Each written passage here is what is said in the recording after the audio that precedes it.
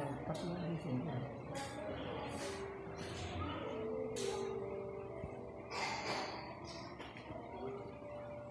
Ito ay sumasagisag sa kagalakan. Tinatawag na shepherd candle. Sa dami ng kagalakan ng mga pastor, ang mga anghel ay nagpapahayag ng pagdating ng tagapagligtas. Nasasabi hindi tayo dapat natakot sa maraming bagay at kaganapan sa mundo. Kundi, punuin natin ng kagalakan ng ating puso.